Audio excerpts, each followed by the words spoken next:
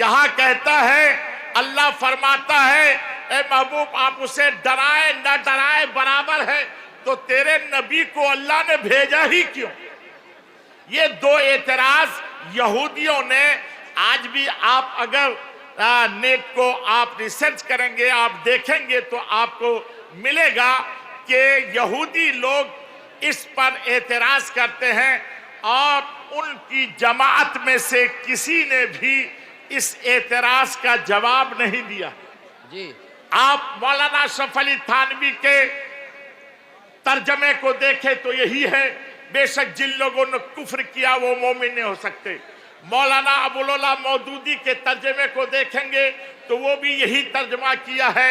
महमूद हसन देवबंदी के तर्जमे को देखें, वो भी यही तर्जमा किया है। और आप जितने भी तराजिम हैं आप उनको उठाकर देखें तो सब ने यही तर्जमा किया है। और लेकिन आइए मैं आपको आला हजरत की बारगाह में लेकर जा रहा हूं।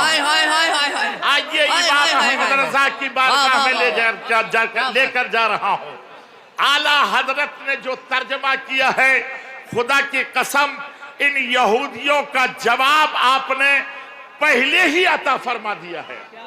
आला हजरत फरमाते हैं, इन्नल लज़ीना कफरू का तर्जमा समात फरमाए। आला हजरत फरमाते हैं, बेशक जिन लोगों की किस्मत में कुफ्र है वो मोमिन नहीं हो सकता। मोमिन नहीं हो सकता। जिनकी किस्मत में कुफ्र है वो मोमिन नहीं हो सकते। आप उसे डराए न डराए बराबर है। मालूम हुआ कि ये आयत हजरत फारूक आजम की शान में नाजिल नहीं, हजरत सिद्दीक अकबर सहाबाए किराम के लिए नहीं है। ये आयत अबू जहल के लिए है, अबू लहब के लिए है, उतबा और शेबा के लिए है, कुफार और मुशरिकीन के लिए है, और आज करके उन लोगों के लिए है जो गुस्ताखे नबी हैं, जिनकी किस्मत में कुफ्र है, वो मोमिन नहीं हो सकते। चाहे अबू लहब हो, चाहे अबू जहल हो, चाहे अशरफ अली थानवी हो, चाहे कासिम नानोतवी हो, चाहे खलील अहमद अब्बेटवी हो, चाहे रशीद अहमद गंगोही हो, जिनकी किस्मत में कुफ्र है वो मोमिन नहीं हो सकता। नारे तकबीर, नारे रिसालत, इस्लाह माशरा वाली गुफ्तगू, अल्लामा मुफ्ती जुबैर अहमद सिद्दीकी, इश्क मोहब्बत, इश्क मोहब्बत। ये एतराज मुझसे दुबई में किया गया था और कहा, जब मैंने वहां अल-फुतैन मस्जिद में इसका जवाब दिया कि आला हजरत ने ये तर्जमा किया है, तो एक शख्स मजमे से खड़ा हुआ। उन्होंने कहा कि ये बतलाएं कि आला हजरत ने कौन से लफ्ज का तर्जमा किया है कि किस्मत, जिनकी किस्मत में कुफ्र है, ये कौन सा अरबी लफ्ज है जिसका तर्जमा है किस्मत जी। तो अल्हम्दुलिल्लाह मैंने कहा सुनो, इल्म कुरान का तर्जमा करने के लिए कम से कम 30 उलूम व फनून का जानना लाजिम है। और आला हजरत अजीमुल बरकत सिर्फ 55 उलूम के माहिर नहीं थे। आज जो पीएचडी लोगों ने किया है तो सबने मुत्तफिका तौर पर कहा कि आला हजरत 105 उलूम व फनून पर महारत रखते थे। 105 उलूम व फनून पर महारत रखते थे। 55 उलूम व फनून पर तो आपने किताबें लिखी, आपने किताबें लिखी हैं। और सुनिए, इन्नल लज़ीना, ये अल-लज़ीना जो है ये इसमें मौसूल है। उलमाए किराम जानते हैं इसमें मौसूल अल-लज़ीना कभी कभी अलिफ लाम के माने में होता है, और अलिफ लाम 4 माने के लिए आता है। कभी जिन्स के लिए अलिफ लाम जिन्सी, और अलिफ लाम इस्तिग़राक़ी, अलिफ लाम अहदे खारजी, अलिफ लाम अहदे ज़हनी। यहाँ जिन्सी और इस्तिग़राक़ी नहीं है, बल्कि या तो अलिफ लाम ज़हनी है या अलिफ लाम अहदे खारजी है।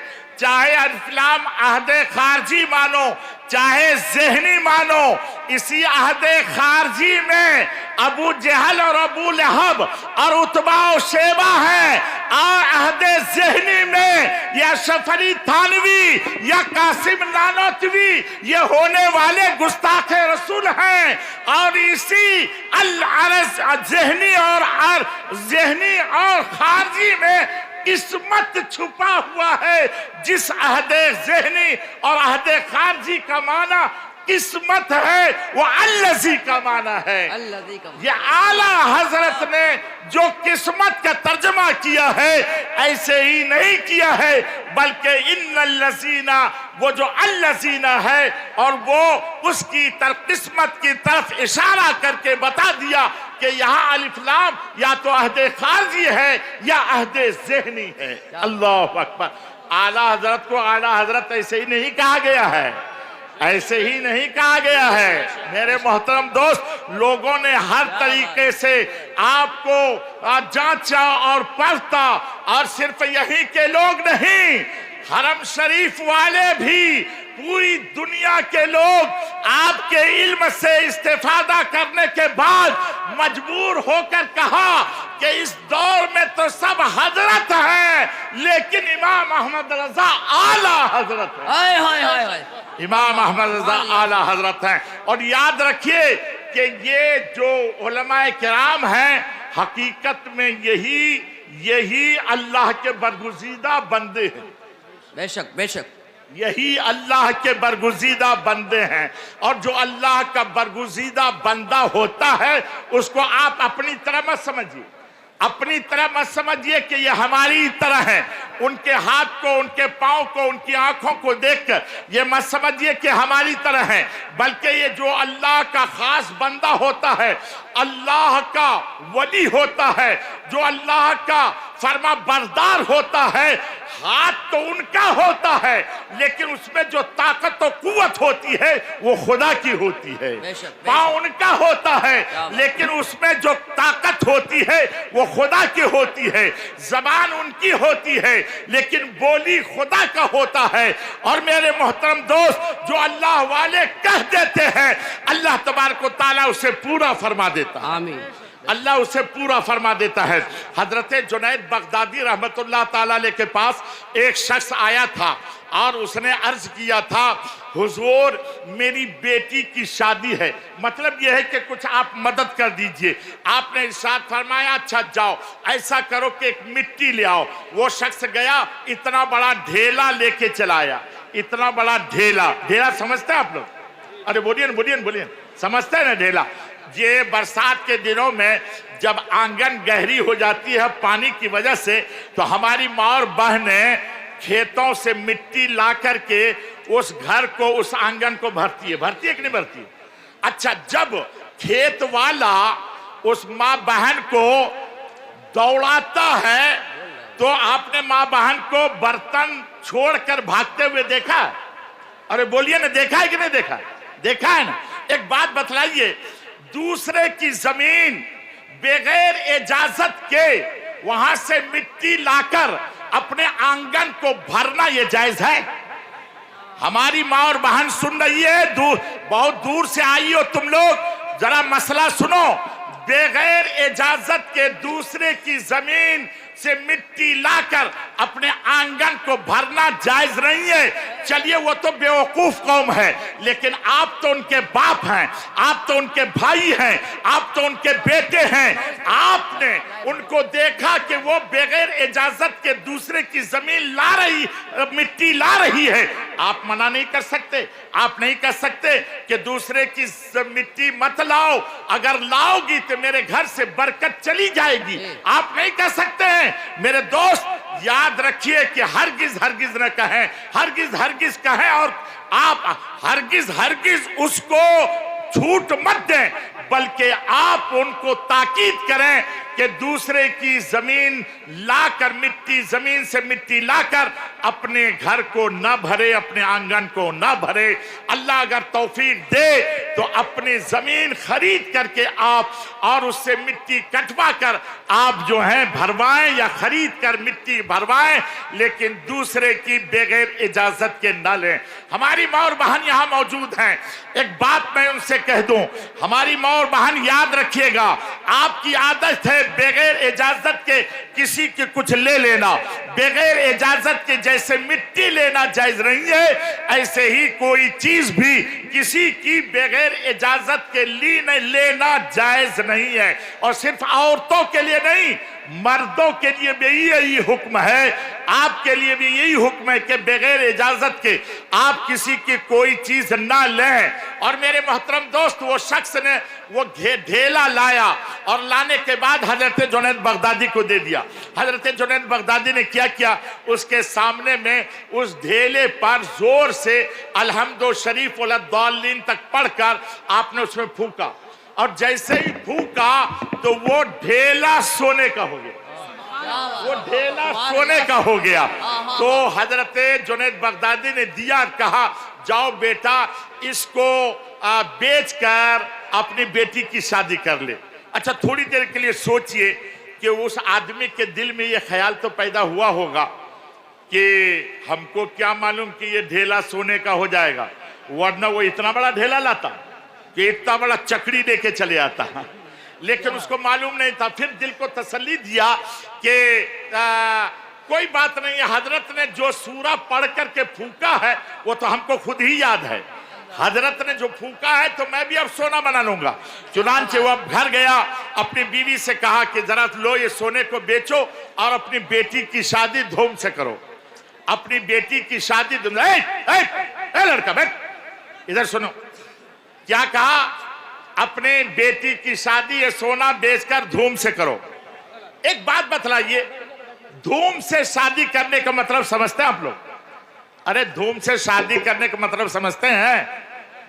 डीजे लाओ, डीजे डीजे डीजे लाओ, डीजे। आप लोग अपने अपने आपके इलाके में, आपके गांव में आप लोग शादी ब्याह में डीजे बजवाते कि नहीं बजवाते? आप लोग नहीं बजवाते? सर झूठ मत बोलिएगा, झूठ नहीं बोलिएगा। सुनिए, ये डीजे कहां कौन लोग बजवाते हैं? आप देखिएगा फॉरवर्ड लोगों को, गैर मुस्लिमों में जो राजपूत हैं, जो भूमियार हैं, जो पंडित हैं, वो लोग अपने बेटा बेटी की शादी में कभी डीजे नहीं बजवाएंगे जी। जो फॉरवर्ड कौम है वो कभी नहीं बजवाती है। लेकिन कौन हिंदू, उसमें से जो झांगड़ है, मुसहर है, संथाल है, डोम है, चमार है, जो बैकवर्ड कौम है, वो लोग अपने बेटा और बेटी की शादी में डीजे बजवाती है वो कौम। और वही रिवाज उन मुसलमानों में चला आया जो मुसलमान अच्छे खानदान से ताल्लुक नहीं रखते हैं, जो मुसलमान रजील खानदान से ताल्लुक रखते हैं, घटिया खानदान से ताल्लुक रखते हैं, वो लोग अपने बेटा और बेटी की शादी में डीजे बजवाते हैं। लेकिन जो शरीफ खानदान से ताल्लुक रखते हैं, जो अच्छे खानदान से ताल्लुक रखते हैं, खुदा की कसम वो कभी भी अपने बेटा और बेटी की शादी में डीजे नहीं बजवाते हैं।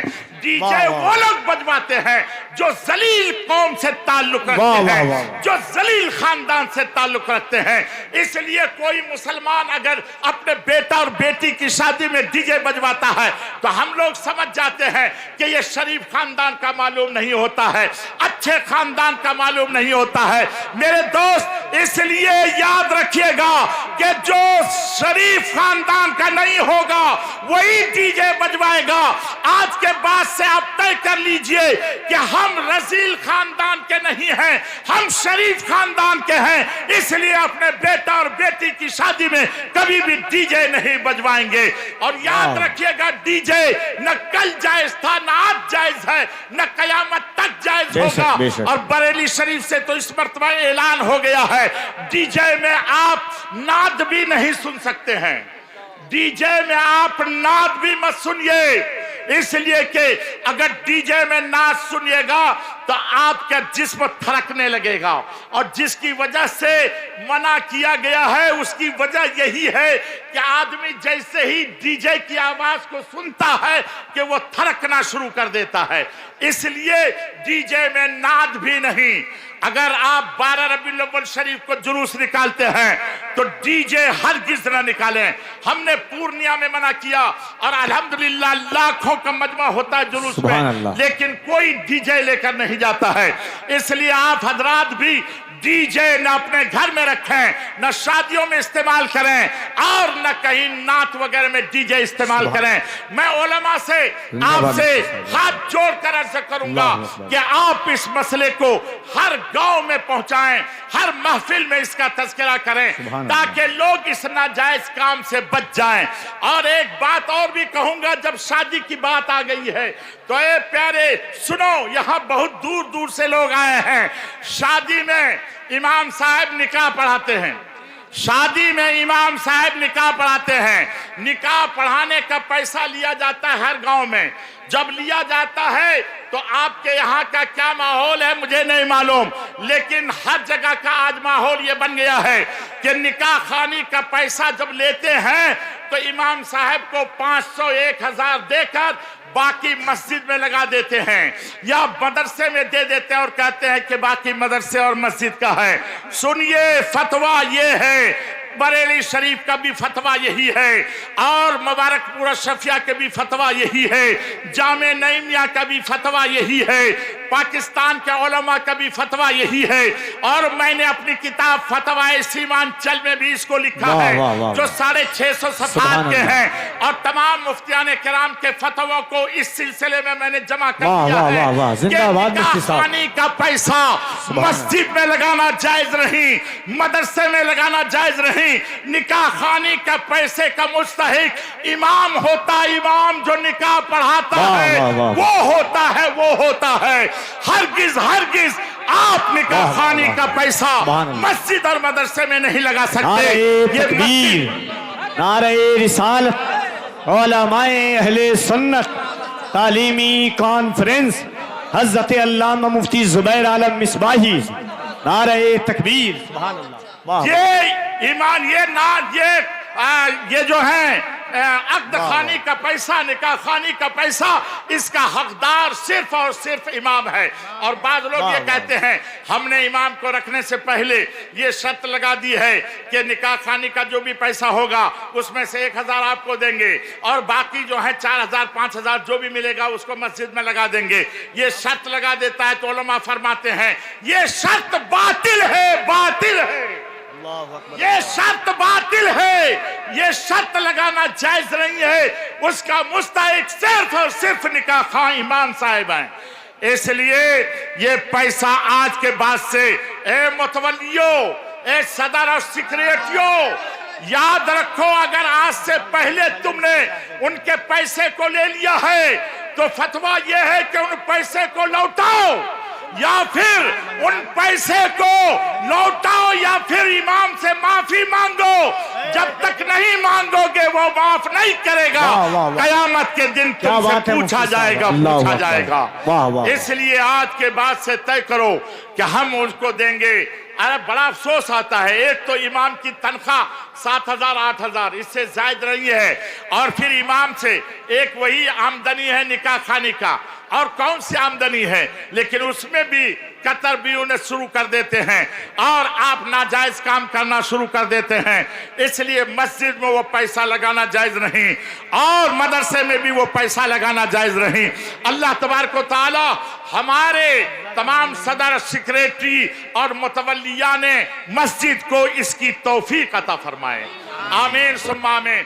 आप उलमाए किराम भी अपने अपने इलाके में इस मसले को फैलाएं, और छुपाएं नहीं, लोगों को बताएं कि मसला ये है। इसलिए मैं आप हजरात से अर्ज करूंगा, और एक बात और भी, आपके गांव में इमाम साहब निकाह पढ़ाते हैं, तो किसकी निकाह पढ़ाते हैं? जो बारात आती है, तो बारात तो दूसरी जगह से आती है, और वो बारात जो आती है उसने आपसे 4 लाख रुपया नगद लिया है, मोटरसाइकिल लिया है, 4 चक्के की गाड़ी लिया है, 10 लाख रुपया लिया है, और वो आपके गांव से इतना रुपया लेकर गया। आप निकाह खानी के लिए उसको नहीं कह सकते हैं। आपको पता है कि ये 10 लाख लिया है, 8 लाख लिया है, 5 लाख लिया है, आपको मालूम है कि ये 4 चक्के की गाड़ी लिया है, तो आप उस वक्त में कहिए हम अपने इमाम को 8,000 या 10,000 रुपया तनख्वाह देते हैं, बहुत कम तनख्वाह है, इसलिए आपको निकाह खानी का पैसा उस दिन तय कीजिए जिस दिन तारीख शादी की तय करते हैं, उस दिन तय कीजिए कि आपको निकाह खानी का पैसा जो 8 लाख, 4 लाख, 5 लाख रुपया लिया है उससे तय कीजिए कि 11,000 रुपया हमारे इमाम को देना होगा, 11,000 रुपया देना होगा, ये आप तय कीजिए। और अगर आप तय करते हैं तो आपके गांव से वो पैसा जाता है या वहां से पैसा आएगा जिसने 4 लाख रुपया लिया है। जब जिसने 4 लाख 5 लाख रुपया लिया है वो अगर 11,000 दे देता है तो क्या ये तुक है। इसलिए आपके लिए लाजिम है कि आप उनको तय कर दें कि जो 5 लाख 6 लाख लिया है 11,000 देना होगा, और अगर इससे कम लिया है तो 7 लाख 7,000 8,000, इससे कम निकाह खानी का पैसा मत दिलवाइए। इंशाअल्लाह तबारक व तआला अगर आपने ऐसा किया, आपका इमाम खुश हो गया, तो इंशाअल्लाह तबारक व तआला आपकी इमाम के दिल से दुआएं निकलेगी और आपका मुकद्दर समझ जाएगा, मुकद्दर समझ जाएगा। अल्लाह तबारक व तआला आपको अपने अपने इमाम की इज्जत की तौफीक अता फरमाए और उसके ख्याल रखने की तौफीक अता फरमाए। एक बात और भी मैं कहता हूं हर जगह कि आप अपने इमाम का ख्याल इस तरीके से रखें कि जुमा के दिन जाते हैं आप जुमा पढ़ने के लिए, आप इमाम साहब से मुसाफा कीजिए और जरूर मुसाफा कीजिए, और मुसाफे में 10 रुपया 15 रुपया 20 रुपया आप इमाम साहब को दीजिए। अगर आप देते हैं इस तरीके से तो उनकी आमदनी थोड़ी बहुत बढ़ जाएगी और उनका काम हो जाएगा, इसलिए आप जरूर मुसाफा किया कीजिए। मेरे दोस्त, एक बात मैं आपसे कहता हूं, आपका पीर आपके गांव में आता है, बड़ी अच्छी बात है, आप उसकी कदर कीजिए, जरूर कदर कीजिए, लेकिन उससे पहले अपने इमाम की कदर कीजिए। वाह वाह वाह वाह, उससे पहले अपने इमाम की कदर कीजिए। और पीर, सबसे बड़ा पीर, खुदा की कसम सबसे बड़ा पीर आपके घर में आपका बाप है, वाह वाह, आपकी माँ है। आपके बाप से, आपकी माँ से बढ़कर कोई भी पीर नहीं है।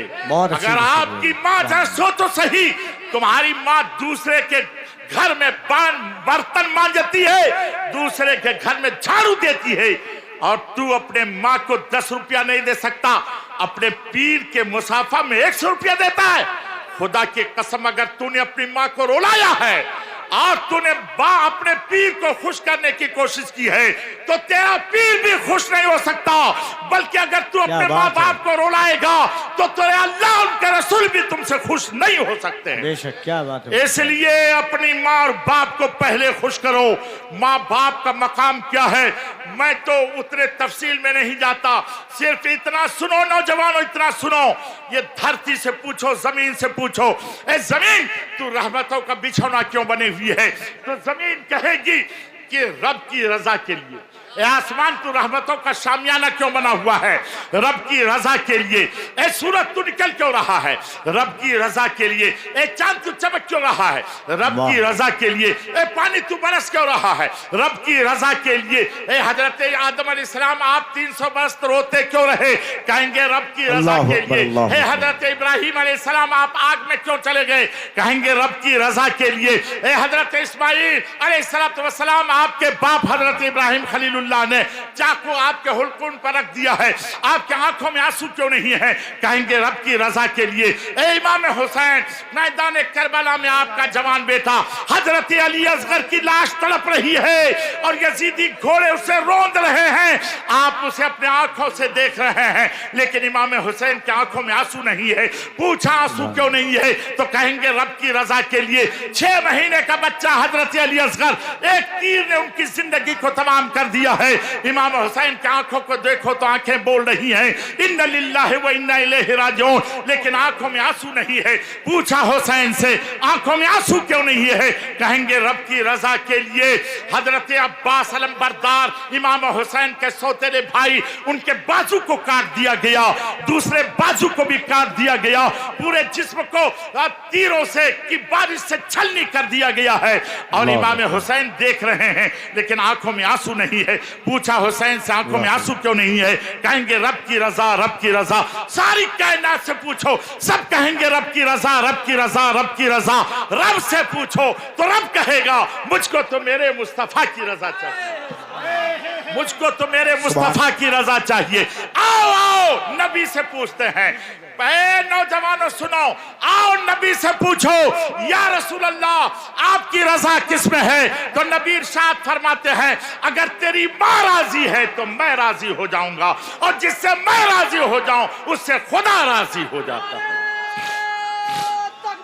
अल्लाह अकबर या रसूल अल्लाह, जिंदाबाद जिंदाबाद। माशाअल्लाह माशाअल्लाह, सुभान अल्लाह सुभान अल्लाह। अल्लाह तबारक व तआला आप हजरात को अपने माँ बाप की इज्जत की तौफीक अता फरमाए। और एक ऐलान सुन लीजिए, मरकजी इदारे शरिया तहरीक बेदारी ये ज़िली इस्लाह और मुआशरा कॉन्फ्रेंस की शक्ल में इंशाअल्लाह ताला मार्च में ये होगा और जगह जगह ये कॉन्फ्रेंस होगी। और मौलाना हसनैन रजा साहब ने बतलाया कि पूरे इलाके के उलमा मुत्तहिद हो चुके हैं, सुभान अल्लाह, और वाह, वाह, मुत्तहिद वाह। होकर इन लोगों ने इदारे शरिया के तहत तहरीक बेदारी में हिस्सा लेने का वादा किया सुभान है। अल्लाह, वाह, आप इनका हर जगह में खैर मकदम कहेंगे और हर जगह में उलमा का साथ देंगे। और मैं मुबारकबाद पेश करता हूँ इन इलाके के तमाम उलमा को जो इदारे शरिया के तहत रहकर तहरीक बेदारी में उनका साथ दे रहे हैं। अल्लाह तबारक व तआला इन उलमा किराम के साए को हम सब पर दराज से दराज तर फरमाए। और ये आलम बेदारी, ये बेदारी कॉन्फ्रेंस में आप इस्लाह मुआशरा बेदारी कॉन्फ्रेंस में आप जरूर इनका साथ दें। ये मार्च में ये कॉन्फ्रेंस होने वाली है, जगह जगह कॉन्फ्रेंस होगी, उलमा किराम इंशाअल्लाह शरीक रहेंगे। अल्लाह ताला हम लोगों को इसमें भी शिरकत की तौफीक अता फरमाए। अस्सलामु अलैकुम व रहमतुल्लाहि व बरकातुहू।